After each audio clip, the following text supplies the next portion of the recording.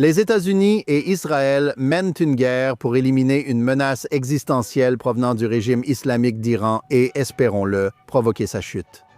Mais pourquoi ce fou grand ayatollah Ali Khomeini, le guide suprême de l'Iran, a-t-il mal interprété le président Donald Trump et le premier ministre israélien Benjamin Netanyahou? Malgré les succès initiaux de cette offensive, le changement de régime est-il une option réaliste? Et que signifie ce conflit pour une région qui, avant le 7 octobre, pensait que l'Iran et ses alliés étaient invulnérables? Ensuite, dans Think Twice, nous allons plonger en profondeur dans le conflit avec un analyste de haut niveau du renseignement militaire israélien, Yossi Kupawasser.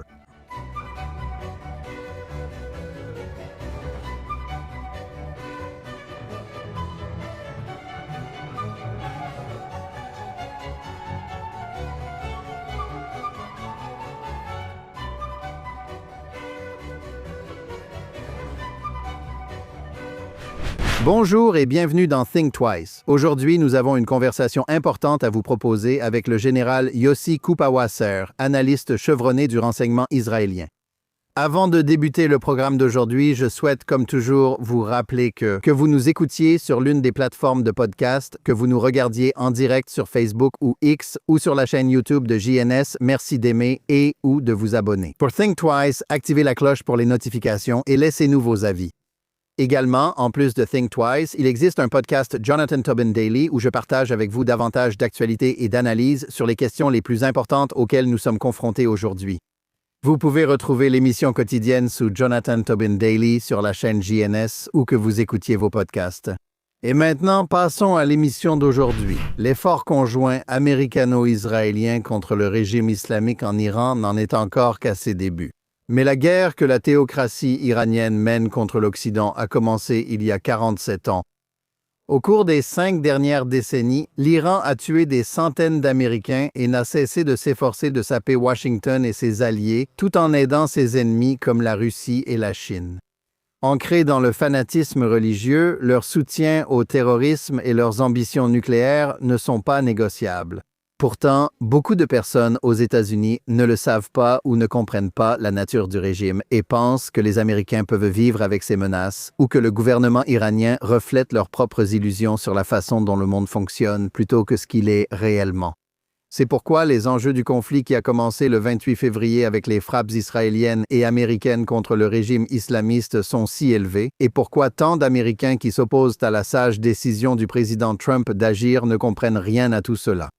Pour discuter de ce sujet, nous accueillons aujourd'hui l'un des analystes israéliens les plus sérieux sur la situation stratégique au Moyen-Orient et le conflit avec l'Iran et ses supplétifs.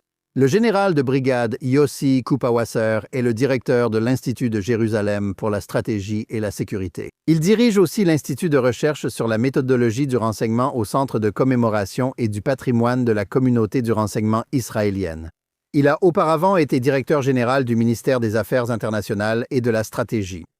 Au cours de sa longue carrière au sein de Tsahal, il a occupé divers postes dans le renseignement militaire. Il est l'auteur de nombreuses publications sur le Moyen-Orient, le terrorisme et le renseignement. Et il est également chroniqueur pour divers journaux et médias israéliens et internationaux, y compris JNS. Yossi Kupawasser, bienvenue à nouveau dans Think Twice. Avec plaisir, John. Eh bien, Général, merci beaucoup d'avoir pris le temps de nous rejoindre aujourd'hui. Je voudrais commencer par vous demander pourquoi les dirigeants iraniens se sont autant trompés dans leurs calculs concernant le président Trump. Pensaient-ils vraiment pouvoir faire traîner les négociations avec lui comme ils l'ont fait avec Barack Obama et Joe Biden? Ou pensez-vous qu'ils savaient vraiment qu'une chose comme celle-ci allait arriver et qu'ils ont simplement laissé faire? Comme toujours, mais je pense qu'il y a plusieurs raisons pour lesquelles ils ont commis cette erreur. La principale raison, c'est qu'ils ne pouvaient rien faire d'autre, parce qu'accepter les conditions posées par le président les aurait fait passer pour faibles, et ils ne peuvent pas se permettre d'être perçus comme faibles chez eux. Et c'est la première et la plus importante raison. La seconde, c'est qu'ils sont vraiment déterminés à obtenir cette arme nucléaire, et ils veulent voir le programme maintenu et sécurisé. Et les calendriers sont moins importants pour eux, mais avoir la capacité de produire des armes nucléaires est extrêmement important pour eux, parce qu'au final, c'est un régime qui a une mission, et sa mission est de répandre l'islam dans tout le Moyen-Orient et au-delà. Et ils croient vraiment que, pour pouvoir y parvenir, ils ont besoin d'une arme nucléaire qui les protégerait contre toute menace venant d'autres superpuissances. Et c'est pourquoi ils ne peuvent pas se permettre d'y renoncer. Et troisièmement, ils pensaient qu'il y avait suffisamment de personnes autour de Trump pour lui dire « N'allez pas aussi loin, c'est risqué, ça n'en vaut pas la peine. » 7 ans, c'est bien. Et ne prenons pas le risque de subir ce que les Iraniens nous promettent, la fermeture du détroit d'Ormuz.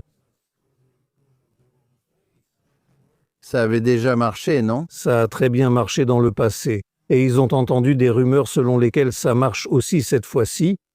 Toutes ces personnes qui voulaient donner l'impression que Trump succombe à ses idées et qu'il va le dire à Witkoff et que Witkoff lui-même soutient cette attitude. Toutes ces personnes ont causé de très lourds dégâts aux Iraniens parce qu'elles leur ont fait croire qu'il y avait une possibilité qu'ils s'en sortent avec ce programme et qu'ils pourraient produire des armes nucléaires à l'avenir. C'était une grosse erreur et ils en paient le prix en ce moment. Je ne suis pas certain, comme je l'ai dit, qu'ils aient une autre option. Même s'ils n'avaient pas eu ces rumeurs sur la flexibilité de Trump, je ne suis pas sûr qu'ils auraient pris une autre option. Oui, eh bien, ils se sont enfermés eux-mêmes parce que c'est une question idéologique, c'est théologique. Ce n'est pas juste une option politique pour eux, n'est-ce pas? Non, écoute, selon leur pensée théologique, il y a des situations où tu es autorisé à boire la coupe de poison et à faire toutes sortes de concessions. Tant que ces concessions ne sont pas existentielles, tant qu'elles ne signifient pas abandonner la cause pour laquelle tu vis, ils tirent leurs réflexions de précédents islamiques comme le traité de Hudaybiyah, dans lequel, lorsque le prophète Muhammad était confronté à une force bien plus puissante, il a décidé de ne pas faire la guerre, mais de repartir et de battre en retraite. Il a aussi promis aux habitants de la Mecque de ne pas y entrer pendant 10 ans, tout en sachant qu'il allait profiter de cette situation pour devenir plus fort. Et puis, après 2 ans, après avoir combattu toutes sortes de forces dans la péninsule arabique, principalement les Juifs, il était suffisamment fort pour rentrer à la Mecque, sans guerre, sans combat. C'est ça la logique. C'est selon cette logique qu'ils ont conclu l'accord de 2003 avec les Européens en repoussant le calendrier pour obtenir une arme nucléaire. Selon la même logique, ils ont conclu l'accord de 2013 et celui de 2015, l'accord de Vienne. Tous étaient basés sur cette logique. Nous pouvons repousser les choses, mais tant que nous ne renonçons pas à la possibilité d'avoir l'arme nucléaire un jour, peu importe que nous l'ayons en 2031 ou en 2033, mais nous devons nous assurer de rester au pouvoir, et nous devons nous assurer que nous pourrons, peut-être un peu plus tard, obtenir ces armes nucléaires. Ce que Donald Trump leur demandait, c'était d'y renoncer complètement, d'abandonner l'option nucléaire, donc cela n'était pas acceptable pour eux. D'accord. Vous avez longtemps plaidé par écrit pour un changement de régime en Iran, l'un des objectifs affichés de l'offensive américano-israélienne. Mais est-ce vraiment possible si les dirigeants à Téhéran restent des islamistes fanatiques? Que peuvent faire les États-Unis et Israël pour aider à atteindre l'objectif de changement de régime, à part bombarder le régime sans tenter d'occuper l'Iran? Ce que le président Trump ne veut clairement pas faire car il se souvient des folies de George W. Bush en Irak et en Afghanistan. Eh bien, c'est une question très difficile, une tâche très difficile qui attend le président Trump et, dans une certaine mesure, le Premier ministre Netanyahou, parce que toutes les tentatives de changement de régime se heurtent à ce problème. Si vous ne le faites pas par la force, avec des soldats sur le terrain, comment allez-vous y parvenir? Mais le cas iranien est très particulier. Et la manière de le faire, comme l'ont proposé le président et le premier ministre Netanyahou, c'est d'affaiblir le régime au point que le peuple iranien, c'est ça la question principale ici, ce sont les sentiments du peuple iranien. Le peuple iranien est fortement opposé, il a des opinions très tranchées contre le régime. Il veut le changer complètement. Et ce qui doit se passer, c'est d'affaiblir le régime au point que le peuple iranien soit en sécurité lorsqu'il descendra dans la rue pour le renverser. Et nous en sommes encore très loin. Même si nous avons causé beaucoup de dégâts au régime, nous sommes encore très loin de cette situation où le peuple peut sortir dans la rue en toute sécurité. Et pour qu'il puisse le faire, nous aimerions voir certains éléments armés du régime aider le peuple. Et les chances que cela se produise sont minces. Bien que j'ai entendu le président Trump parler de certains d'entre eux qui appellent les Américains et qui sont prêts à déposer les armes, à rejoindre et à aider, bien, je ne sais pas dans quelle mesure c'est vraiment une description exacte de la situation. Mais nous devons les affaiblir leur capacité à nous frapper et à frapper l'Amérique en décimant leur capacité à lancer des missiles balistiques. Et une fois que cela sera fait, cela va prendre, selon moi, au moins 2 semaines de plus. Ensuite, il pourrait y avoir une chance pour que les gens agissent et fassent ce qui doit être fait par eux-mêmes. Il pourrait être nécessaire de les armer un peu entre-temps afin qu'ils se sentent plus en sécurité lorsqu'ils descendront dans la rue. Mais ce ne sera peut-être pas nécessaire si nous voyons que le régime s'effondre. Dans quelle mesure êtes-vous optimiste à ce sujet? Je suis optimiste. Je suis optimiste, pas très optimiste, mais optimiste dans une certaine mesure. Et je fonde mon optimisme sur le fait que le peuple iranien a montré sa volonté de prendre des risques afin de provoquer un changement dans la situation. Quand les gens sont sortis fin décembre et début janvier, ils savaient qu'ils prenaient un risque. Et ils l'ont fait. Néanmoins, beaucoup d'entre eux l'ont payé de leur vie. Et cela n'a pas changé leur attitude envers le régime. Ils pensent toujours que le régime doit partir.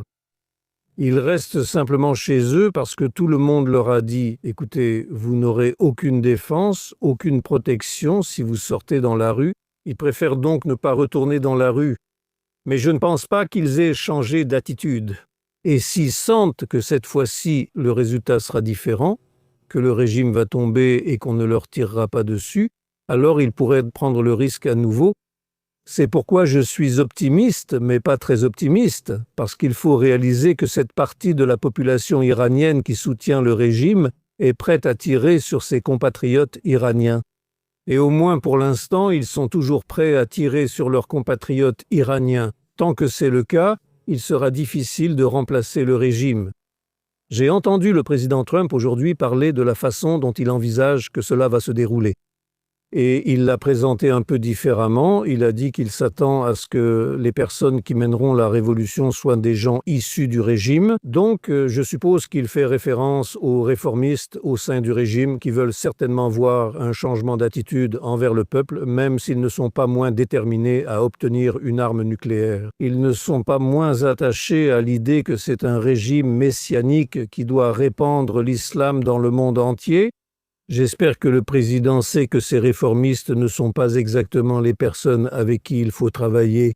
Eh bien, je pense que l'une des différences rapportées entre Israël et les États-Unis concernant l'avenir de l'Iran est que les Israéliens sont un peu plus séduits par le fils du défunt Shah, Reza Pahlavi. Et l'administration Trump ne semble pas avoir beaucoup d'intérêt pour lui. Qu'en pensez-vous? Et pensez-vous qu'il y ait une chance qu'il puisse réellement jouer un rôle productif dans une sorte d'Iran post-islamiste? Ou est-ce simplement un vœu pieux de sa part et un vœu pieux de la part des Israéliens qui aimeraient voir une sorte d'Iran plus rationnel, plus modéré, qui n'est peut-être pas envisageable? D'abord, quand vous parlez des Israéliens, il faut être prudent car il n'existe pas un seul groupe. Il y a de nombreux Israéliens, chacun avec son opinion. Je suppose que par là, je voulais dire le gouvernement. Oui. Laissez-moi le dire autrement. L'opposition iranienne est fragmentée et il est très problématique de choisir au sein de l'opposition quelqu'un qui sera le prochain dirigeant de l'Iran. Ils ne s'entendent pas bien entre eux et le fait que les 5 factions kurdes aient pu s'asseoir ensemble est vraiment impressionnant. Mais cela ne s'est pas non plus fait sans problème. Et c'est certain que lorsqu'on parle du reste de l'opposition, c'est plus compliqué, Parmi l'opposition, nous devons tout d'abord distinguer deux types d'opposition. L'opposition à l'intérieur de l'Iran, dont nous connaissons mal le leader et celui qui pourrait diriger la révolution parmi eux. Ils ont plus de chances de diriger l'opposition car ils sont sur place et ont pris des risques.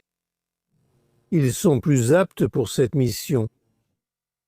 Et l'opposition à l'extérieur, l'opposition en exil.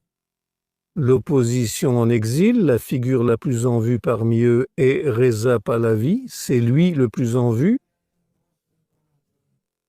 Mais cela dit, beaucoup de ses compatriotes iraniens en exil ne veulent pas de lui. Et il représente probablement quelque chose comme 30% d'entre eux, ce qui est bien, mais ce n'est pas une majorité. Mais au final, quelqu'un doit diriger. Et le problème avec Pahlavi, c'est qu'il ne prétend pas être le leader, il veut être un facilitateur de la période de transition. Donc cela pourrait être une solution temporaire, mais ce ne sera pas forcément le prochain dirigeant de l'Iran. Et il n'est même pas accepté comme leader de transition par beaucoup de factions. C'est donc l'un des principaux problèmes auxquels nous sommes confrontés. Nous avons affaire aux Iraniens, et ils ont des opinions très arrêtées, et chacun a ses propres objectifs. Et chacun se considère comme la personne la mieux qualifiée pour le poste. Et certains de ces groupes sont des minorités dont la majorité se méfie, car celle-ci craint qu'ils ne cherchent en réalité à obtenir une forme de séparatisme. Ce n'est pas facile de traiter avec l'opposition iranienne. Clairement. Je pense que tout le monde s'en rend compte. Mais au final, j'espère qu'ils seront prêts pour relever le défi de renverser le régime, car la seule chose qui les unit est leur refus de ce régime. C'est leur seul point commun. Ils doivent d'abord renverser ce régime, puis se disputer pour choisir le prochain dirigeant. Et j'espère sincèrement que la façon dont ils vont décider de cette question sera démocratique. Espérons que ce sera le cas. Suis-je optimiste à ce sujet? Pas vraiment. Oui. Il y a de bonnes raisons d'être sceptique. En passant à l'alliance États-Unis-Israël, êtes-vous inquiet des efforts des critiques de droite et de gauche de Trump pour attribuer l'implication des États-Unis dans la guerre à Israël et de l'impact que cela aura sur l'alliance, surtout si cela ne se passe pas bien dans les prochaines semaines? Oui, je suis inquiet. Il est impossible de ne pas s'inquiéter du fait que tout le monde essaie de rejeter la faute sur Israël. J'ai lu aujourd'hui la description du New York Times expliquant comment nous sommes entrés dans cette guerre et cherchant à faire porter la responsabilité à Israël. J'étais ravi que le président Trump précise que ce n'était pas à cause d'Israël qu'il a dû forcer Israël à faire la guerre. Donc c'est agréable de voir qu'il dise cela. Mais il y a suffisamment de gens qui sont guidés par le besoin de blâmer Israël pour tout. Et d'un côté, vous avez Tucker Carlson et beaucoup d'autres cinglés de ce camp-là. Et bien sûr, les vieux antisémites et antisionistes de l'extrême gauche, et parfois pas si extrêmes que ça. Et nous faisons face à une situation très étrange où nous sommes attaqués des deux côtés de l'échiquier politique. C'est problématique. Nous devons établir des priorités. Notre première priorité est de nous assurer que le régime terroriste iranien est hors d'état de nuire. C'est la première priorité. Cela pourrait nous coûter quelque chose aux États-Unis. Nous devrions nous occuper de cela, j'espère, plus tard.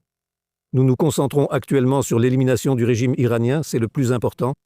Et nous espérons réussir. Et si nous réussissons, beaucoup de nos détracteurs ne pourront pas effacer, ne pourront pas retirer ce qu'ils ont dit auparavant. Nous ne voulons pas que les États-Unis soient impliqués dans des affaires problématiques. Nous voulons que les États-Unis gagnent et bénéficient d'une meilleure sécurité. Nous participons fortement à la sécurité des États-Unis et avons assuré de nombreuses activités dans cette opération conjointe avec les Américains. Nous contribuons au renseignement, nous contribuons aux opérations. Nous prouvons encore, je pense, que nous sommes un atout pour les États-Unis en ce qui concerne leur sécurité et leur sûreté. Et j'espère que cette guerre sera retenue ainsi dans l'histoire américaine. Pour revenir à l'Iran, nous savons que de nombreux Iraniens veulent du changement. Mais après 47 ans d'endoctrinement par un gouvernement islamiste, quel soutien le régime a-t-il encore? Et à quoi pensez-vous qu'une république post-islamique pourrait réellement ressembler, étant donné que, même s'il y a beaucoup de gens qui sont descendus dans la rue, ont risqué leur vie et ont été tués pour l'arrêter, il y en a probablement encore beaucoup qui se battraient pour la maintenir? Oui, absolument. Il y a de nombreux partisans du régime en Iran, mais ils sont moins nombreux que ceux qui s'opposent au régime. Et c'est vraiment incroyable parce que vous soulignez à juste titre l'endoctrinement que chaque Iranien subit en tant que jeune à l'école et ainsi de suite. Et cela montre à quel point le peuple iranien est attaché à la liberté malgré cet endoctrinement. Ils sont capables de voir les choses clairement et de comprendre que cela est mauvais et ce qu'ils veulent voir arriver est bon. Et c'est vraiment impressionnant.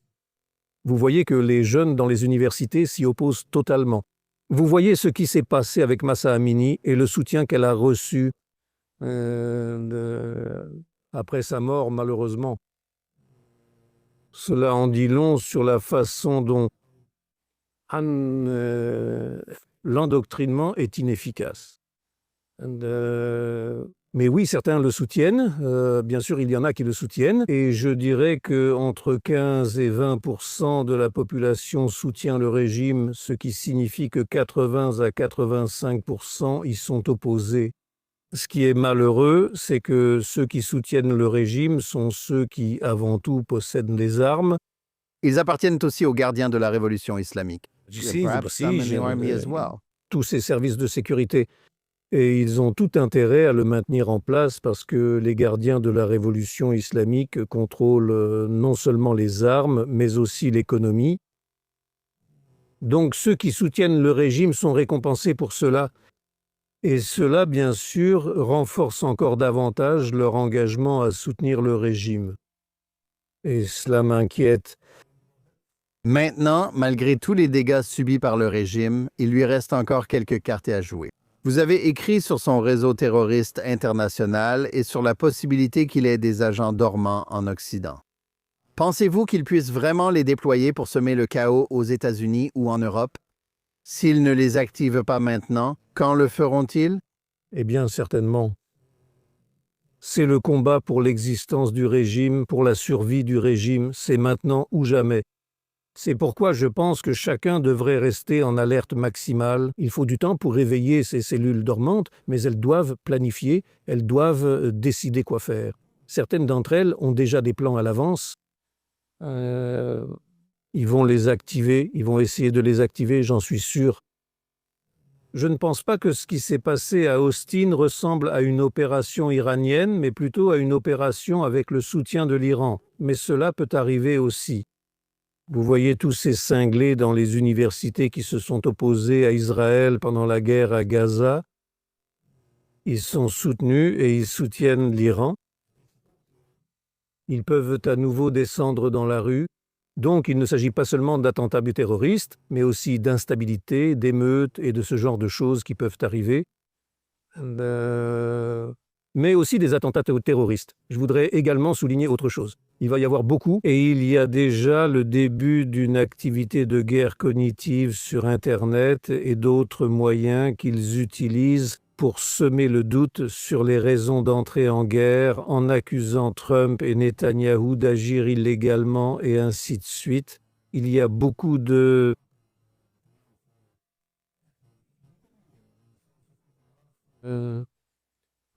affirmations qu'ils peuvent inventer afin d'affaiblir l'engagement des Américains et des Israéliens à mener cette tâche correctement. Et tous ces efforts sont faits dans le même but. Cela vaut aussi pour les attaques contre les États du Golfe. Tout cela a un seul objectif, convaincre les États-Unis, surtout les États-Unis, ils ont moins d'attentes envers Israël, mais convaincre les États-Unis d'arrêter. Et alors qu'en Israël, il y a un consensus sur l'importance de cette guerre et de cet effort. Comme vous l'avez dit, il n'y a pas de consensus aux États-Unis. Il y a peut-être un large soutien, mais aussi un certain soutien, un soutien considérable, mais pas de consensus, certainement pas. Ils vont profiter de cela pour convaincre Trump d'arrêter. Eh bien, je pense qu'avant 2023 et 2024, beaucoup de gens considéraient le Hezbollah et le Liban comme une sorte de garantie pour l'Iran en raison de son arsenal de missiles capable de semer la terreur dans le nord d'Israël. Mais je pense que l'incapacité du Hezbollah à faire grand-chose, même s'il a fait certaines choses ces derniers jours pour aider ses maîtres à Téhéran, est aussi révélatrice que la réaction du gouvernement libanais. Le Hezbollah a perdu beaucoup de pouvoir depuis sa défaite face à Israël en 2024. Est-il possible qu'il perde encore plus à la suite de ce conflit actuel? Eh bien, ils essaient de faire autant d'erreurs que possible. Ils ont commencé par rester neutres, ce qui était, à mon avis, une décision sage de leur part. Mais cela dit, après avoir attendu 2 jours, ils ont décidé d'intervenir. Et une fois qu'ils l'ont fait, ils ont perdu le peuple libanais parce que les Libanais disent « Vous prétendez être notre bouclier, notre protecteur ». Eh bien, ce que vous faites en réalité, c'est nous mettre en danger. Alors, quelle est la logique derrière cela? Vous faites cela pour soutenir vos patrons iraniens en ignorant les besoins de sécurité du Liban. C'est terrible. Donc même le gouvernement, et dans une certaine mesure, même Ahmad critiquait le Hezbollah, c'était vraiment étrange à voir. Et bien sûr, ils nous ont donné une excuse pour les frapper durement, ce que nous avons fait, et nous avons même déployé des forces dans le sud, le long de la frontière sud du Liban. Et comme cela les a rendus très furieux, ils ont lancé un missile vers Tel Aviv ce soir et vers Haïfa. Et cela nous donne une autre raison de prendre des mesures encore plus sévères contre eux.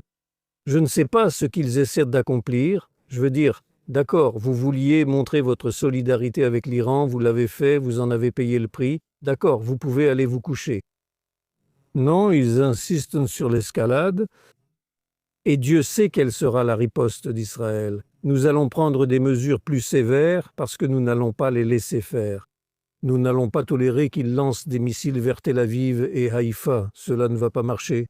Est-ce comme les Iraniens qui, comme vous l'avez dit, n'ont vraiment pas beaucoup de choix? Ils sont simplement engagés idéologiquement et théologiquement à la défense du régime à Téhéran. Eh bien, le Hezbollah n'avait pas le choix. C'était difficile de faire ce choix, mais il avait quand même un choix. Il aurait pu dire, comme les Houthis, par exemple, qui disent « Mais maintenant, nous observons ce qui se passe. Nous estimons que les Iraniens s'en sortent de bien et qu'il n'est pas nécessaire d'intervenir pour l'instant. Nous pourrions changer d'avis demain, mais ce n'est pas nécessaire pour le moment. » Le Hezbollah aurait pu agir de même, mais ils ont décidé d'agir, peut-être parce que leur chef est inexpérimenté et ne sait pas comment gérer une telle situation. Peu importe. Le fait est qu'ils ont décidé d'agir en payant le prix. Ils auraient pu l'éviter, ils auraient pu. Mais ils ont choisi différemment des Iraniens. Ce n'aurait pas été une question existentielle pour le Hezbollah. Cela pourrait finir par devenir une question existentielle pour le Hezbollah parce que si nous les frappons vraiment fort, nous pourrions atteindre une situation, un point où le gouvernement libanais se sentira suffisamment capable de gérer cette affaire par lui-même. Et c'est le fantasme absolu de tout le monde qu'ils soient suffisamment puissants pour s'occuper eux-mêmes du Hezbollah. Et pour cela, nous devons affaiblir le Hezbollah bien davantage. Et nous sommes en train de le faire. Eh bien, vous avez mentionné les Houthis, qui sont un autre relais iranien. Ils semblent adopter une position plus raisonnable et sage en restant en dehors de cela. Mais à long terme, peuvent-ils survivre à la chute des mollahs à Téhéran? Et pensez-vous que le fait qu'ils soient restés si silencieux ces derniers jours montre qu'ils ne sont pas aussi irrationnels qu'ils ont pu le paraître parfois? Eh bien, ils sont irrationnels. Ils n'ont pas notre logique à cet égard. Ils sont rationnels, mais pas selon notre logique. Mais ils comprennent que c'est très risqué d'intervenir maintenant. À cause de cela, ils pèsent leurs différents arguments et essaient de décider quelle direction prendre. Ce n'est que le 4e jour de guerre. Ils ont encore le temps de décider plus tard quelle voie choisir. Jusqu'à présent, ils restent sur la réserve, tout comme le Hezbollah au début. Le Hezbollah était... Vous savez, Le problème du Hezbollah, c'est qu'il a de nombreuses identités. Et l'une d'elles est l'identité chiite. Il doit prendre soin des chiites au Liban. Et il doit aussi prendre soin du Liban parce qu'il a une identité libanaise et il a une identité djihadiste qui le pousse à agir. Et il a une identité iranienne qui était en jeu maintenant parce que l'Iran était menacé et attaqué lourdement. Et ils ont senti que quelque chose devait être fait, surtout après que Khamenei ait été éliminé. Et je peux comprendre cette décision. Je ne la justifie pas. Je pense que c'était une mauvaise décision, mais je comprends leur raisonnement. Les Houthis, le calcul est un peu plus simple. Leur engagement envers les Iraniens n'est pas du même ordre que celui du Hezbollah. Ils contrôlent vraiment le territoire. Non, ce n'est pas le Hezbollah qui doit opérer dans l'arène libanaise compliquée. Ils contrôlent le territoire.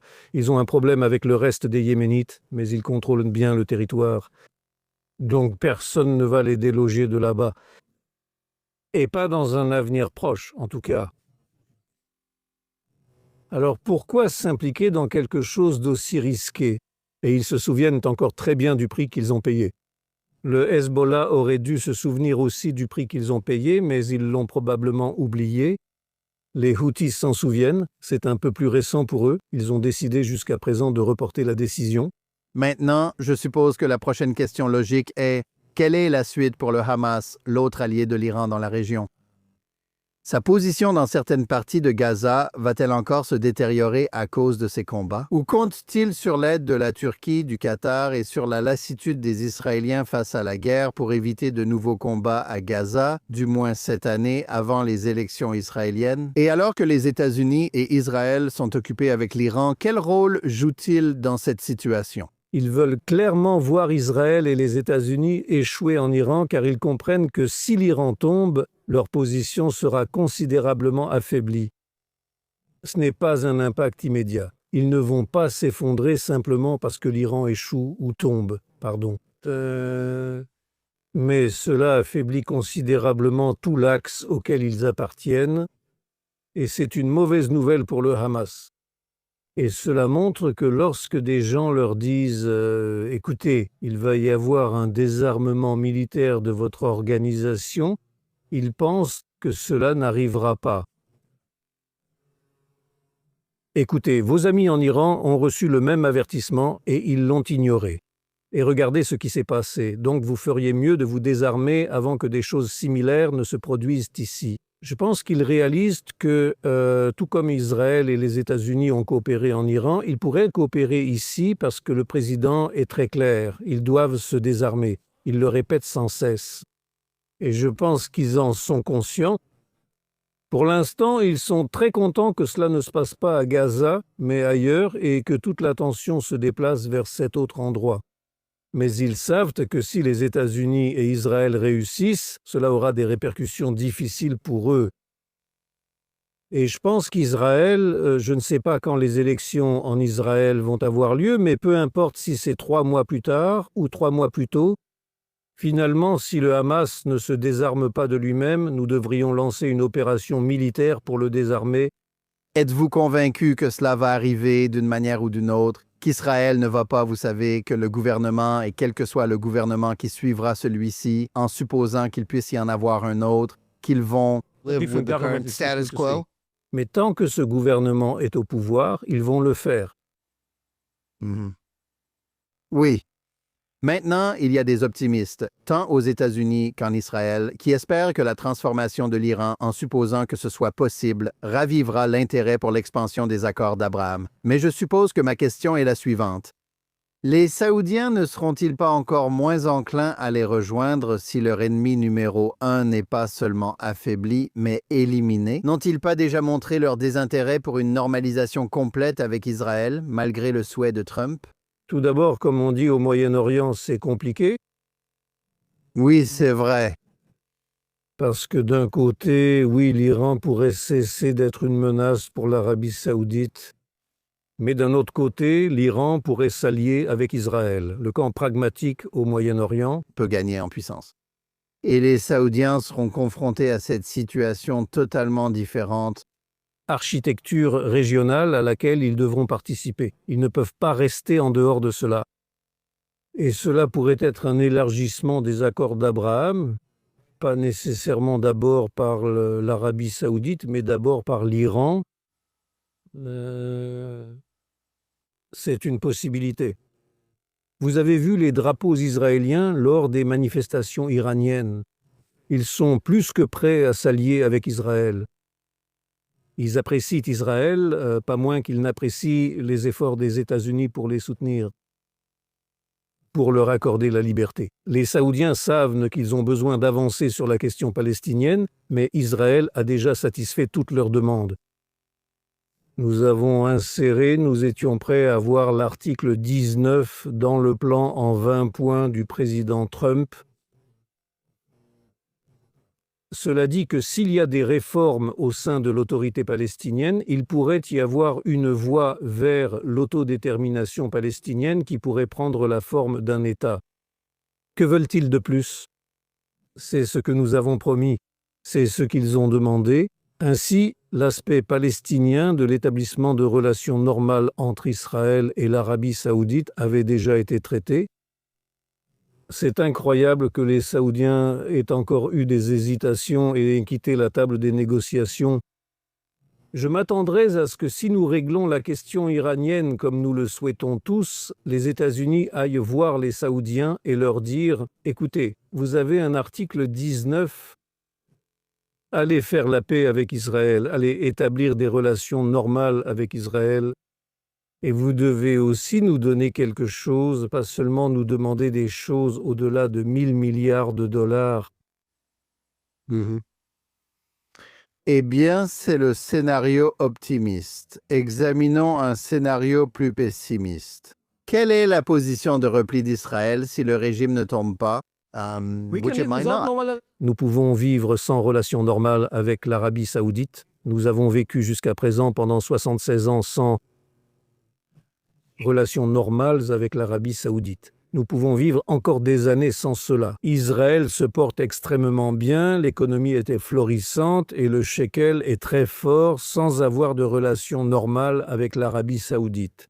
Nous n'avons pas besoin de l'Arabie saoudite, mais nous aimerions avoir de bonnes relations car elles seraient bénéfiques pour tous.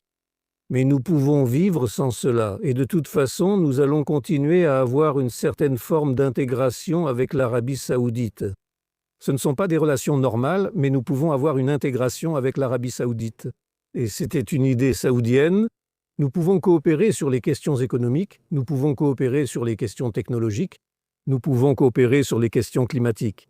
Nous pouvons aussi coopérer sur les questions de sécurité, même sans avoir de relations pleinement normalisées. Nous pouvons faire tout ce qui précède, et c'est aux Saoudiens de décider. S'ils veulent l'avoir, ils peuvent l'avoir. Nous aimerions l'avoir, nous aimerions avoir des relations normales, mais nous pouvons nous contenter de l'intégration. Oui. En ce qui concerne l'Iran, quelle est la position de repli d'Israël si le régime là-bas ne tombe pas? Est-ce que le fait de l'endommager, comme il a déjà été suffisamment endommagé, suffit? Si la guerre tourne mal dans les prochaines semaines, contrairement à ce qui s'est passé jusqu'ici, pensez-vous que le gouvernement a ignoré certaines répercussions possibles sur son déroulement? Eh bien, vous voyez, si le régime décide de capituler sur la question nucléaire, d'abandonner la nouvelle relation de manière vérifiable et surveillée, et qu'il renonce aux missiles balistiques, qu'il renonce aux supplétifs, et qu'il donne la garantie qu'il ne va pas tirer sur son peuple et qu'il reste au pouvoir. C'est une mauvaise option, mais à mon avis, cela peut être une option de repli. Ce sera très difficile pour le régime d'accepter. Je ne pense pas que cela arrivera. Mais si on finit avec ça, ce n'est pas le résultat que nous voulons. Nous voulons voir un changement de régime. Mais nous pouvons nous en satisfaire. Maintenant, je pense qu'il est évident qu'Israël ne reviendra pas à la situation d'avant sur de nombreux sujets au 6 octobre 2023. Mais c'est tout à fait vrai, comme nous l'avons brièvement évoqué auparavant, que sa popularité aux États-Unis a diminué depuis lors. À votre avis, quelles sont ses options pour améliorer son image face à des médias internationaux vraiment hostiles, influencés par des mythes radicaux qui ont contribué à favoriser l'antisémitisme aussi bien à droite qu'à gauche? Avez-vous des idées sur la façon dont Israël fait face à ce qui a vraiment été non seulement un tsunami d'antisémitisme, mais aussi un tsunami de véritable haine envers Israël en Occident? Eh bien, tout d'abord, il sera très difficile de changer la vie de ceux qui nous détestent. Ceux qui nous détestent, ce que nous pouvons faire, c'est prouver à quel point ils sont terribles, à quel point ils sont antisémites, à quel point ils sont inacceptables, à quel point ils sont contre les États-Unis, à quel point ils sont anti-américains, parce que ceux qui sont anti-israéliens sont généralement aussi anti-américains. Donc nous devons montrer cela afin que les gens ne les rejoignent pas et peut-être convaincre certains d'entre eux qu'ils ne devraient pas être aussi anti-américains et anti-juifs. Cela dit, selon moi, notre principal effort devrait concerner ces personnes qui sont bombardées par ce message et qui ne soutiennent pas encore ce message. Et selon moi, nous devons nous concentrer sur cette partie du Parti démocrate qui est encore pro-israélienne. Ce n'est pas une si petite partie du Parti démocrate. Nous voyons parfois le Parti démocrate comme une cause perdue. Je ne pense pas que ce soit le cas. Nous devrions faire un effort auprès de ces Démocrates qui nous soutiennent encore. Et il y en a certains qui sont vraiment très amicaux et très solidaires. Il y en a certains qui sont indécis. Et nous devons être pertinents pour ces indécis. Et nous devons mettre beaucoup plus d'efforts et d'argent dans ce domaine et sur cette question. Parce que pendant de nombreuses années, nous avons pensé que, c'était un problème mineur. Nous sommes tellement occupés. Comme la mère de Jerry Seinfeld lui disait toujours « Comment quelqu'un pourrait-il ne pas t'aimer ?» Alors nous aussi nous pensions « Comment quelqu'un pourrait-il ne pas nous aimer ? Nous sommes vraiment une force, nous serons bons. » Nous en étions tellement convaincus que nous avons ignoré le besoin de convaincre les gens que nous sommes vraiment de bonnes personnes. Et nous devons faire plus d'efforts là-dessus. Ce que nous avons fait jusqu'à présent est très peu et parfois mal fait. Parfois, nous avons gaspillé notre argent dans de mauvais efforts. Nous devons nous concentrer sur ce domaine. Et bien sûr, garder des liens solides avec ceux qui nous soutiennent. C'est évident. Ceux qui soutiennent Israël devraient ressentir à quel point nous les aimons et à quel point nous apprécions ce qu'ils font. Et le premier d'entre eux est le président Trump. Il doit savoir que nous apprécions vraiment tout ce qu'il fait. Il est incroyable, c'est vraiment incroyable. À commencer par le transfert de l'ambassade à Jérusalem et enfin en menant la guerre jusqu'à Téhéran. Changer le refus, c'est incroyable. Et la raison pour laquelle il fait cela, c'est d'abord la reconnaissance de nos droits. Et deuxièmement, reconnaître que c'est dans le meilleur intérêt de l'Amérique. C'est sa principale préoccupation, comment promouvoir l'intérêt de l'Amérique. Soutenir Israël est bénéfique pour l'Amérique. Nous devons le faire comprendre à tous. Je pense que c'est un bon point pour conclure, Général Kupawasser. Merci beaucoup de nous avoir rejoints aujourd'hui. Comment les gens peuvent-ils en savoir plus sur votre organisation et suivre votre travail? Je dirige l'Institut de Jérusalem pour la stratégie et la sécurité. Et si vous cherchez GIS ou Institut de Jérusalem pour la stratégie et la sécurité, vous trouverez notre site web qui est gis.org.in et vous pouvez profiter de ce que nous avons écrit. Nous avons cette habitude d'avoir raison sur beaucoup de choses, donc je ne veux pas trop m'en vanter, mais de temps en temps, là, vous avez raison. Et si vous voulez vraiment tous suivre ce que j'ai écrit, parce que je suis avec GIS seulement depuis 1 an maintenant, mais certaines des choses que j'ai écrites, vous pouvez consulter sur Internet. Je recommande l'article sur le désarmement de Gaza, mais j'ai écrit sur le désarmement de Gaza. J'ai écrit en juin 2023, dans lequel j'ai dit que nous devons le faire, sinon nous devrions finir avec quelque chose. Même si nous n'avons pas de légitimité, nous devons le faire parce que sinon nous finirons par payer un prix très très élevé bien plus que le prix de prendre l'initiative pour désarmer Gaza. Oui, eh bien, c'était vraiment prémonitoire. Merci. Nous remercions aussi notre public. Écoutez chaque jour le Jonathan Tobin Daily Edition disponible sur toutes les plateformes de podcast. Que vous nous écoutiez sur une plateforme ou nous regardiez en direct sur Facebook, X ou YouTube JNS, merci d'aimer, de vous abonner, d'activer la cloche pour les notifications et de laisser un avis positif. Veuillez nous écrire à thinktwice@jns.org et dites-nous où vous écoutez ou regardez l'émission et ce que vous en pensez. Et souvenez-vous, continuez à lire et à réfléchir par vous-même. On se retrouve la semaine prochaine.